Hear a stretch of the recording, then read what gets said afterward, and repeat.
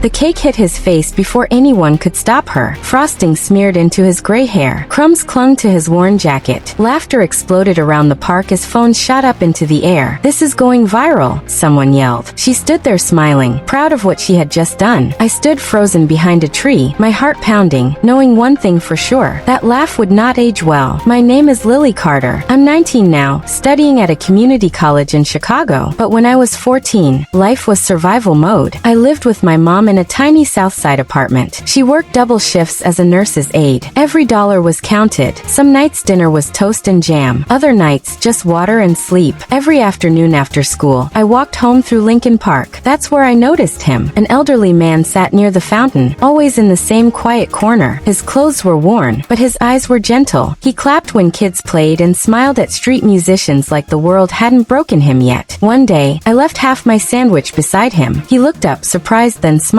He never asked for anything, so I kept helping quietly. The girl who lived for attention. A few months later, my cousin's birthday arrived. Her name was Ava Sterling. She lived in the suburbs, in a gated house with a long driveway. Designer clothes, unlimited credit cards, thousands of followers online. Everything about Ava's life existed for attention. Her 16th birthday party was held in the same park. Luxury balloons, loud music, a custom chocolate cake from an expensive bakery. The old man wandered closer, clapping gently to the music. Harmless, smiling. Ava noticed him. She rolled her eyes, then grabbed the cake and smashed it straight into his face. "Happy birthday to you too," she laughed. Her friends screamed with laughter. "Best prank ever. Get this on video." The old man stood frozen, slowly wiped his eyes, then walked back to his corner without saying a word. I ran to him, hands shaking, cleaning his face with napkins. "I'm so sorry," I whispered. "That was wrong." He didn't speak, but his eyes thanked me. Behind us, Ava laughed louder. "Look at her," she mocked. "Playing maid for a homeless guy." That video went viral. Millions of views, thousands of laughing comments. At school, the bullying started, but I never stopped helping him. One afternoon, I sat beside him and shared my lunch. That's when I noticed the newspaper beside him. My heart stopped. Missing person. Retired business tycoon disappears after medical treatment. The photo stared back at me. It was him. My hands trembled as I called the number. 2 hours later, black SUVs pulled into the park. Security guards stepped out. Then a man in a tailored suit ran forward, crying, "Dad." He hugged the old man tightly. The truth came out. His name was John Hale, a retired billionaire who had suffered temporary memory loss during medical treatment and wandered away from the hospital. My kindness had kept him alive. His son thanked me and took his father home. I was shocked, confused, silent. I missed him, but I never called again.